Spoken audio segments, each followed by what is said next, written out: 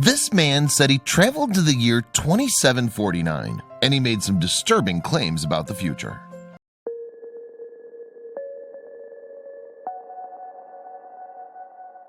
But before we start, please make sure to subscribe to Did You Know and hit the bell so you never miss an upload from us. Also, leave a like right now.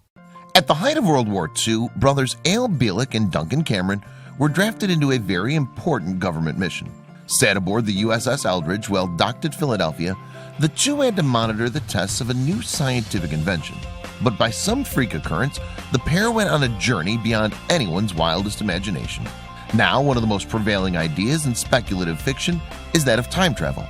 In 1895, H.G. Wells released The Time Machine, which detailed a Victorian inventor's quest into the 802nd century.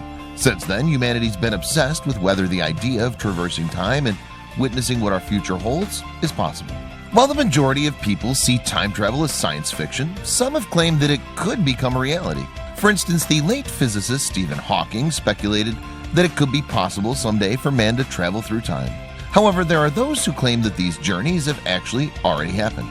By many accounts, Al Bielek was an unusual child. Apparently born in 1927, the boy could recite amazing knowledge in school, which led to the nickname Walking Encyclopedia. Moreover, he reportedly had genius levels of recollection. For instance, he claimed to remember and understand a conversation overheard at the age of 9 months. And yet the most remarkable aspects of Bielek didn't come forward until after his 60th birthday. Yes, in 1988, he watched a film named The Philadelphia Experiment. Originally released in 1984, the Stuart Raffel-directed sci-fi began on the decks of the USS Eldridge in the Second World War. Wishing to hide their ships, U.S. Navy officials concocted a device to make them invisible to radar. Watching the film unfold, Bielek saw scientists test out a device on the Eldridge. However, the contraption worked too well. Rather than taking the ship out of sight, the experiment had instead transported its crew to the future of 1984.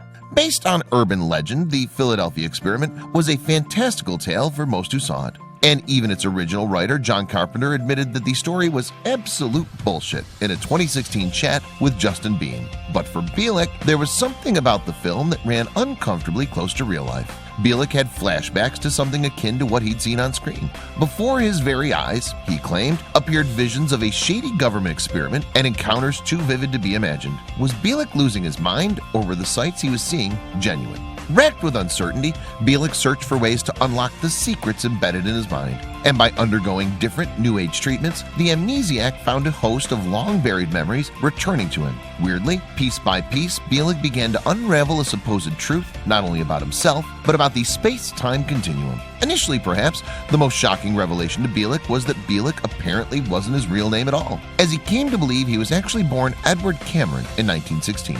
Furthermore, the people he'd come to know as his parents were only legal guardians assigned to raise him by government officials. In regards to his real family, Bielek had a biological brother named Duncan, whom he was now separated from. Make sense so far? Well then, let's continue. So the Philadelphia Experiment, as Bielek claimed, was completely real, and he'd been part of it. Following his revelation, the conspiracy theorist took time piecing together the fragments of his shattered past. Then, at a 1990 Mutual UFO Network, MUFON, conference in Texas, Bielek came forward with what he believed was the truth. Standing in front of the audience that day, Bielek stated that he was a survivor of the Philadelphia Experiment. Both he and his brother enlisted in the project during World War II, although it began around 1931. And they were both on board the USS Eldridge, he insisted, when tests were carried out in 1943. According to Bielek, the project, which was intended to hide U.S. ships from Nazi U-boats, involved some great minds. Of note, the scientists included John Hutchinson, John von Neumann, and Nikola Tesla. But ultimately, the group would allegedly create something more revolutionary than invisibility.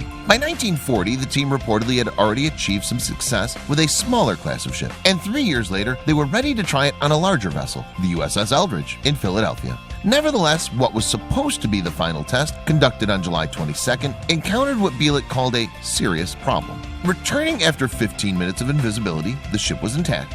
However, its occupants were suffering from delirium and nausea. Despite von Neumann's plea for more time, the Navy demanded another test the following month. And so Bielek and Duncan braced themselves for a further go. But they didn't realize it would end with a voyage into the unknown.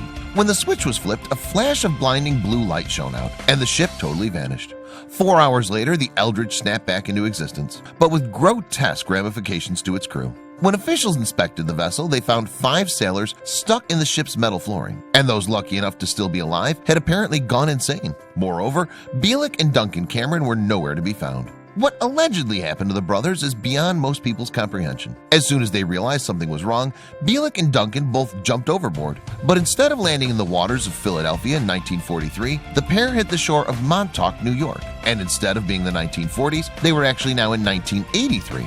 40 years after their experiment was conducted. As soon as the brothers materialized on the shore, they were swarmed by guards and patrol helicopters. And after being led into a complex, the pair arrived at an underground level where they met an elderly man. Remarkably, the individual introduced himself as John von Neumann, the person who had apparently sent them through time 40 years before. Subsequently, von Neumann attempted to explain to the brothers the reality of their situation. According to Bielik, at this point in time, the pair were on the grounds of the Phoenix Project, a secret government program aimed at harnessing time travel. There, scientists had somehow connected with the energy from the Philadelphia experiment, creating a hole in hyperspace, which sucked the Eldridge in.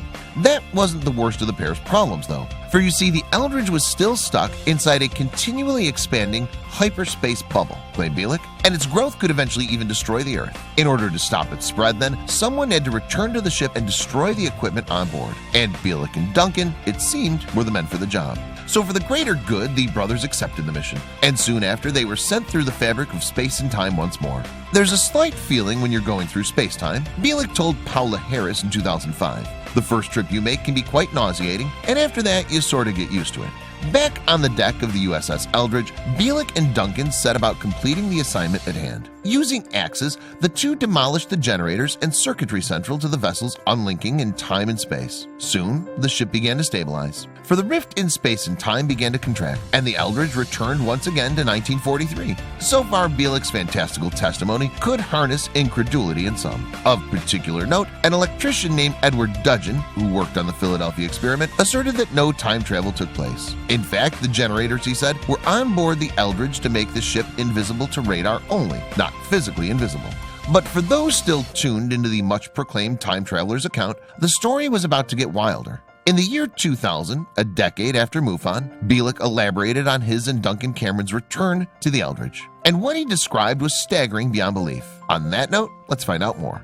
Well, waking up in a hospital bed, Bielik recalled being in an unfamiliar place. To his side lay his brother Duncan, and in front of him was a television set. As Bielik would come to learn, this wasn't the world of 1943, nor had they returned to 1983. Rather, they were in the distant future of 2137. Confused? No? Then let's continue.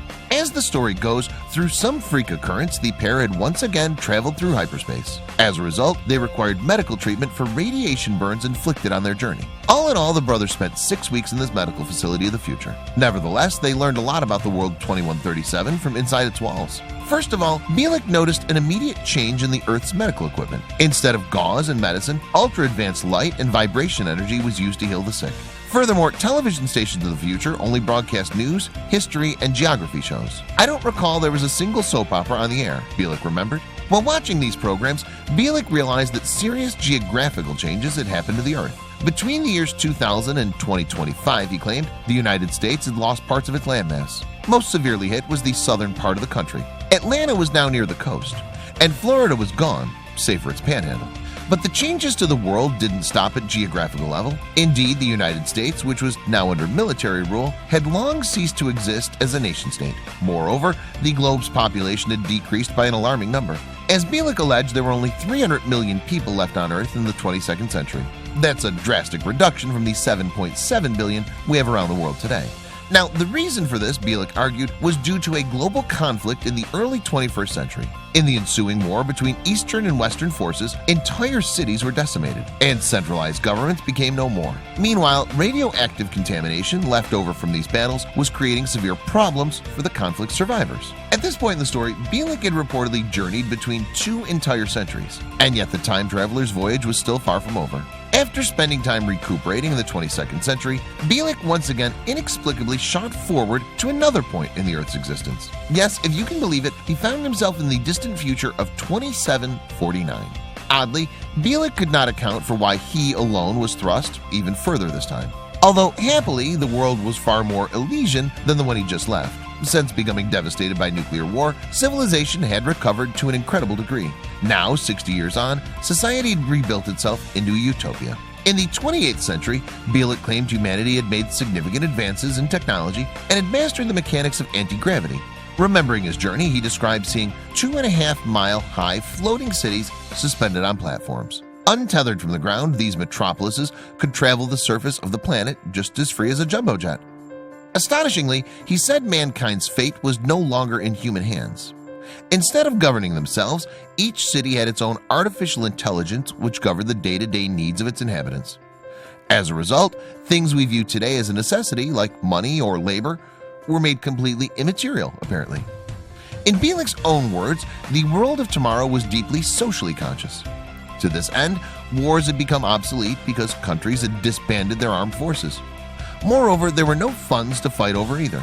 After eliminating the need for money, this future civilization worked on a credit system which provided everyone with enough to get by.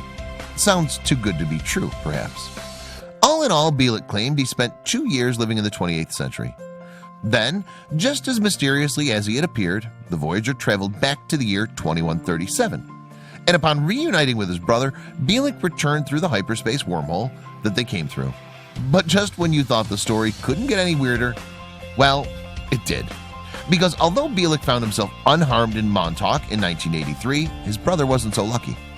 Due to a freak occurrence brought on by time travel, Duncan began to age phenomenally fast and died soon afterwards. In an effort to save his brother's consciousness, though, Bielek persuaded his parents to conceive another child.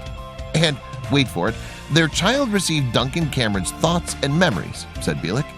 After his journey between centuries, Bielek claimed that he remained on the Montauk Project, working with von Neumann on time travel. But they weren't alone. They also had the reincarnated Duncan's psychic abilities. But soon, allegedly, the military became spooked by what Bielek had witnessed of the future. Consequently, the decision was made to de-age him, delete his memories, and transport him to 1927 under a new persona, as you do. Of course, whether or not Bielek's version of events can be believed is really up to the individual. However, it's fair to say that even the most gullible of us would have problems accepting his account at face value. Crucially, in the 75 years since the Philadelphia experiment supposedly took place, the U.S. Navy has never confirmed its existence. But for conspiracy theorists who back Bielek, that behavior would be typical of any authority. On the contrary, some of his predictions for the future have already failed to materialize. So whatever happened on that day in 1943, it seems we may never know. For in 2007, Bielek passed away from a stroke, leaving many questions unanswered about the Philadelphia experiment and Project Phoenix. But if his claims about the future are anywhere near true, we can be sure of a brave world before us.